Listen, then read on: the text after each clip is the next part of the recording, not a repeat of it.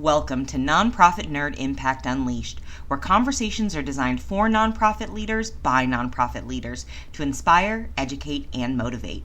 Get ready to dive into the world of nonprofits where the nerdy passion and unstoppable dedication of those making a real impact is celebrated. Together with your host, Jarrett Ransom, the inspiring stories, tactical insights, and game-changing strategies of nonprofit leaders will be explored. Join us for real talk with real people. Jarrett and her guests unravel the mysteries of successful fundraising, uncover the secrets of effective advocacy, and nerd out over innovative approaches to solving social challenges. Nonprofit Nerd Impact Unleashed is your go-to podcast for no-nonsense discussions with real-life superheroes of the nonprofit sector. Get ready to unleash your inner nerdiness and discover or rediscover how to change the world together. Now let's dive in and embrace the power of our nerdy side. Hello and welcome back. Thank you so much for joining me for another episode of Nonprofit Nerd Impact Unleashed. I'm thrilled to welcome today's guest, Barrett. She is a leader in nonprofit executive search and a trusted voice in guiding organizations to hire that top-level senior talent across the entire nation. Barrett and I dive into a very candid and insightful conversation about nonprofit leadership.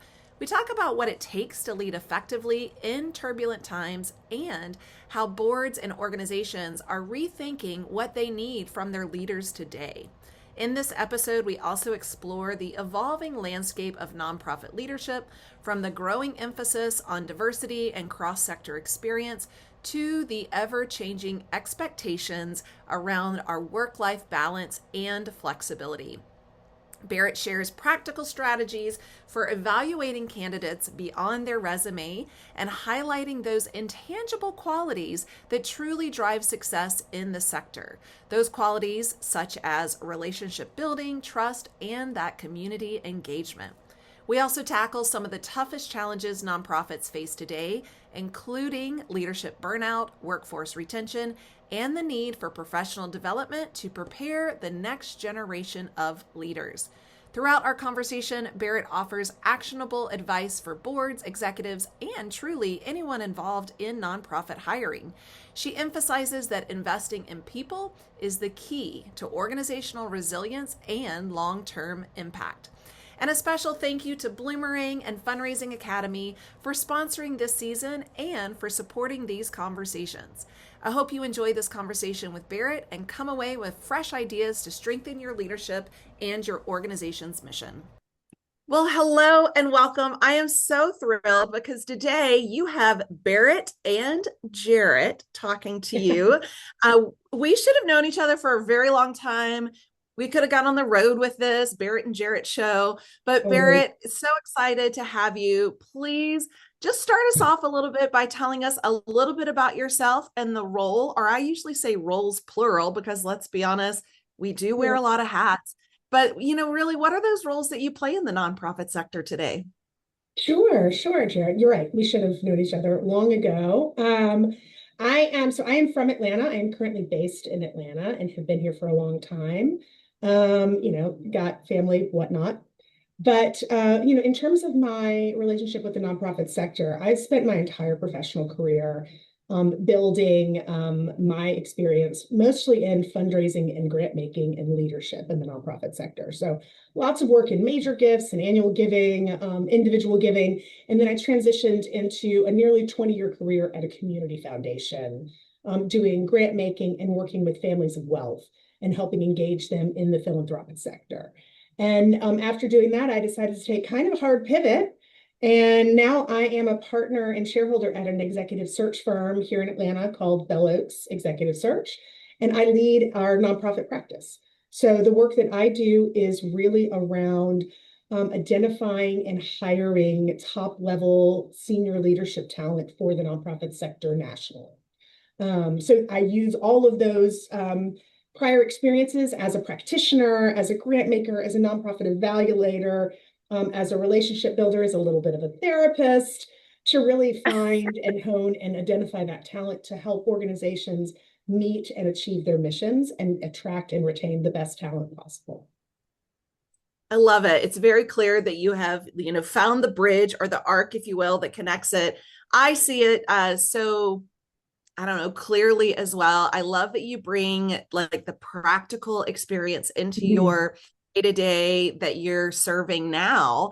And that leads me to really asking about what you're seeing in that search space, right? Like what are nonprofits prioritizing at this time for leaders? And maybe they're prioritizing something different right now that they didn't prioritize before. I'm curious what you're seeing. Yeah, I think, we all know the world we're living in right now. It's very uncertain. I think there's a lot of confusion and anxiety, particularly in the nonprofit sector. Some of that because the challenges we're facing are so big and the resources feel relatively small and they're changing at such a fast rate that nobody really knows what they're doing. So I'll tell you, Yeah. when I am doing searches, and it sort of doesn't matter what the role is, like it could be a fundraiser or an ED or an operations person, one of the most significant things that the boards and leadership are looking for are people with innovation and creativity. Somebody who really can think for the moment, be able to take in what's happening and figure out the path forward. It's less about can you do X, Y, and Z? Great, you can do that here, you can do this there. It's really about how can you rise up to meet the moment and bring us with you.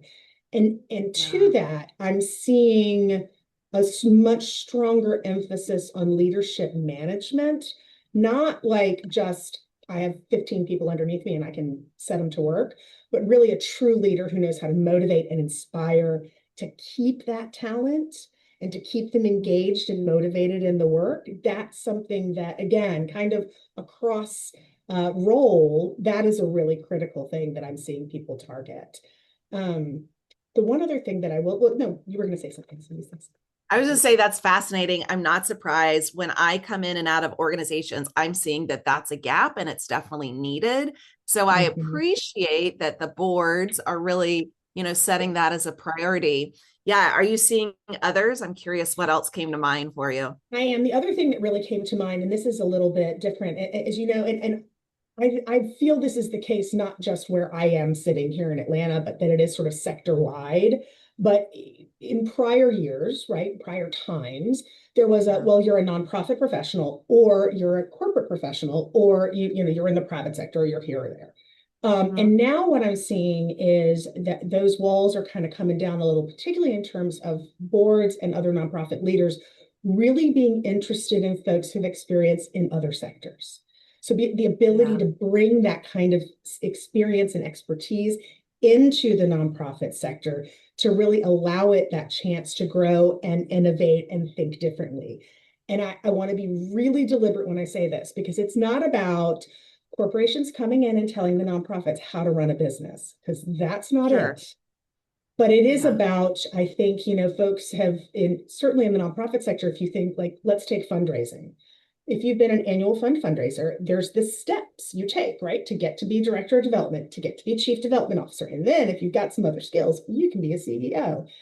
And now Yeah. it's like, well, having somebody who knows how to do that, but also knows how to do business development in the corporate sector, and maybe has done a little bit of government work and knows how to navigate that space is going to be a lot more attractive and a lot more nimble and able to achieve those goals in a way that we just hadn't thought about. And I Yeah. think that's something that I'm seeing people much more interested in talking about is having folks with that bigger variety of expertise. Well, and I think that brings in, as you were saying, the innovation and creativity is important, and that helps to bring it in from another sector. On the flip side, I'm curious if the expectations of our candidates, like those searching employment, are different in employment. Have the candidate expectations changed at all? Yeah, a little bit. Some of it is, I kind of feel like it's in two sort of categories. You've got the coming out of COVID, the way the world shifted, expectations change, right? So we all went home and we all learned how to do everything from home. And now we're all Yeah. shifting back to being in office, and I'm seeing that tension. So the candidates are really pressing that kind of flexibility. And I think the nonprofit sector understands there's a real importance to being together when you're doing this kind of work, and it's heavy and it's hard and it's a lot. That being in the same space really matters, but being in the same space just to have people in seats does not work. So I am seeing candidates pushing back on the, like, we all have to be in the office 5 days a week. And it's like, well, do we? If we do, fine. But so that kind of willingness to remind the world that there are other pieces of our life. We don't, your job isn't your whole personality anymore.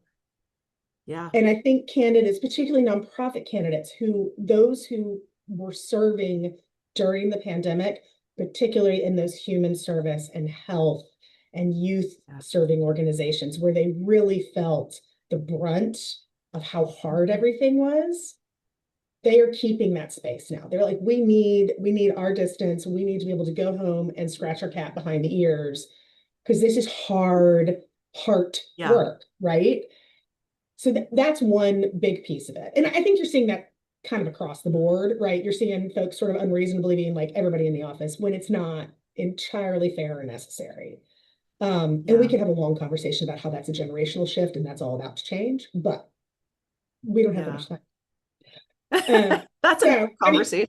I mean, it's a bigger conversation. I mean, as the baby boomers age out, that's all going to shift. But we're still in it for now. Not quite yet. Yeah. The other thing, and this is sort of perennial, so I wouldn't say it's a changed expectation, but I would say it's got a different emphasis now, which is compensation. Compensation is a real challenge in the nonprofit sector. There is still this persistent narrative around salaries and operating costs that they need to be next to zero, because everything should go into, 98 cents of our dollar goes into programs. That is a really bad setup. And it's not, that's why the sector is still where the sector is. The reality is, if you don't have the resources to have the appropriate infrastructure to execute the mission and execute and deliver on your programs, it doesn't matter how good your programs are and how much people love them, the whole thing's going to fail. So I am seeing candidates expecting to see that salary range. Like we in my work, because we are dealing at sort of a higher level, but in my work, I don't tell people what our salary range is. And the firm that I work for, we do both corporate and nonprofit search. In the corporate sector, that's just sort of fine. Nobody cares. In the nonprofit sector, we get pushed about, wait, but what's the range? And we're figuring out how we navigate that to share it, to be like, no, you are going to be fairly compensated for this really difficult and complex work that is moving at a pace we've not seen in a generation. So I think that's another area where I think candidates are just more savvy now and not quite as willing to roll over for what folks are offering them.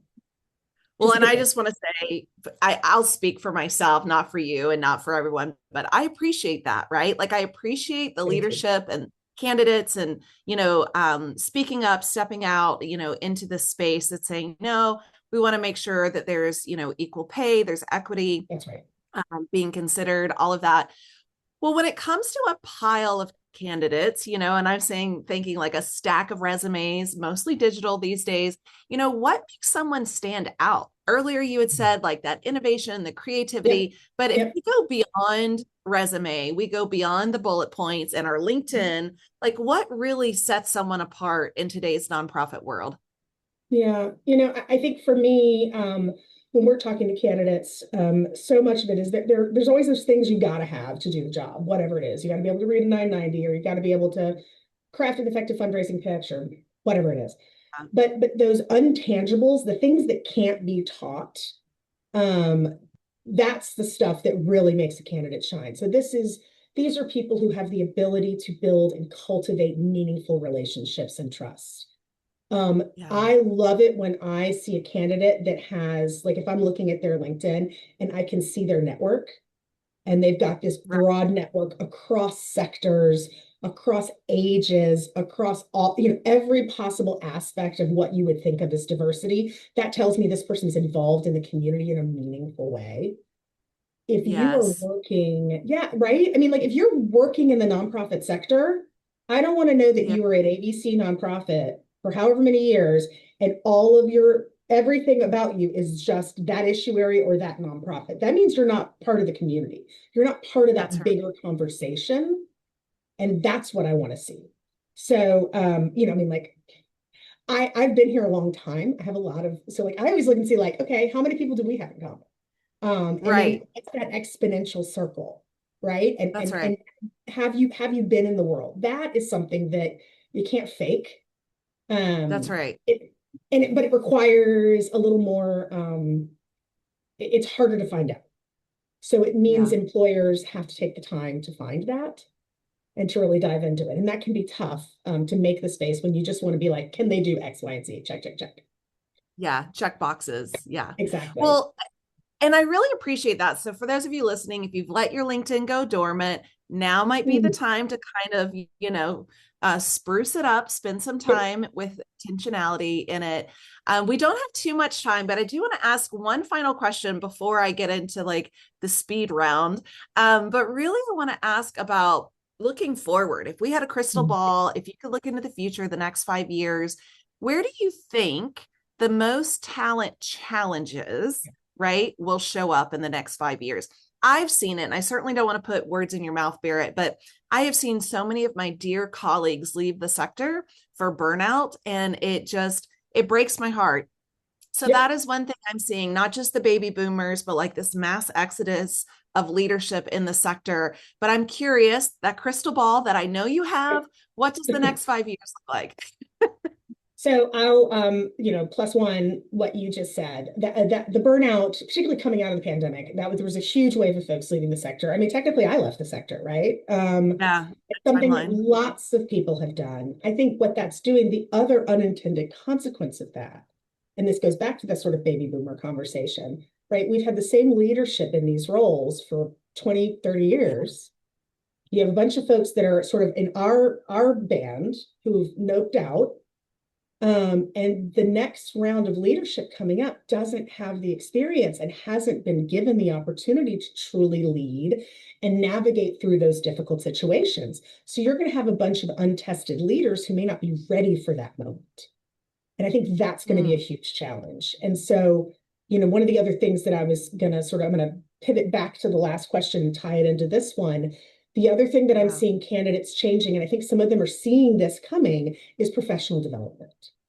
So Oh, good. opportunities to really learn and grow. That's how you develop into a true nonprofit leader, prioritizing strong leadership and strong skills in the nonprofit sector. This is not, Pollyannas doing good just because they feel like it. These are real people solving complex, difficult issues for little pay and very little recognition. And That's so right. providing those technical skills and team building and networking opportunities to strengthen the people in the sector will help us sort of divide that issue that we're going to come into, which is kind of a band of losing all of the folks that were about to step up to that next role. That's right. Yeah. And I've had several conversations about professional development, leadership development. So, for those of you that have the Yes. ability to keep PD, professional development, in your budgets, please fight hard for it. It's very Yeah. important. And if you have the ability, the privilege to pay for it out of your own pocket, I recommend that too. First and foremost, I hope the organizations are, but I understand that does not always happen, or maybe to the total amount that you're looking for it to happen. So I appreciate you calling out professional development rather. Yeah. Okay, two final quick questions. And these you should know, well, at least one, like the back of your hand. But I know so many people listening right now are interested, they're inspired, they're motivated, they want to connect with you, they want to connect with Bell Oaks. How can people learn more about you, Barrett, as well as your company? Well, obviously, LinkedIn is sort of my go-to. I appreciate your sort of shout out to that. So you can find me on LinkedIn. It's just my name, Barrett Krise. And please connect with me. Put a note in there that says you heard the podcast. I'd love to know that, like, where you found me from. Bell Oaks, the same. We have a company page on LinkedIn, but you also have our website, which is belloaks.com. And those are the easiest ways to connect with us. We're always interested in talking to talent. If folks are hiring, all of that, these are resources that we bring to the table, and we love knowing what's happening nationally, but obviously in our own backyard as well. Fantastic. You've been such a wonderful guest, great insight. Final question, Yeah. asking if there's any final piece of advice, a final takeaway that you want to lead our listeners with today. I do actually. This is one of the things that I see, and you and I've talked about this before, Jarrett. I know as a nonprofit professional, hiring people is critical. And hiring somebody to help you hire people is really expensive and very difficult to agree to do. But I will say, and I don't mean necessarily using us, though I would love it, but using a professional to help you when you are hiring, particularly those critical leadership roles, is a really good idea because there is nothing that will stop a nonprofit in its tracks faster than a bad hire. It can do insurmountable damage to the organization. It breaks trust. It costs way more money than hiring somebody to help you do it. So I would say to those nonprofit leaders and board members who have the ability to make those decisions, to consider using a professional, even just for a consultative purpose, to find that talent, that is going to set you so much farther ahead. So I really would encourage people to understand the importance, not just in hiring, but in other work that you're doing. It's important to talk to professionals. There are people who do this for a reason, and they can be really helpful in ensuring that you can achieve the mission that you have. I appreciate that so much. Barrett, thank you, thank you, thank you. So much wisdom. I love that, again, that you've played in so many different ways, so many different roles in the sector, and that this is what you're doing now to continue to strengthen our leadership. So thank you for joining me. Thank you for having me. I appreciate it. And thank you to everyone who's working in the sector and doing everything they can to help improve the worlds that we're living in.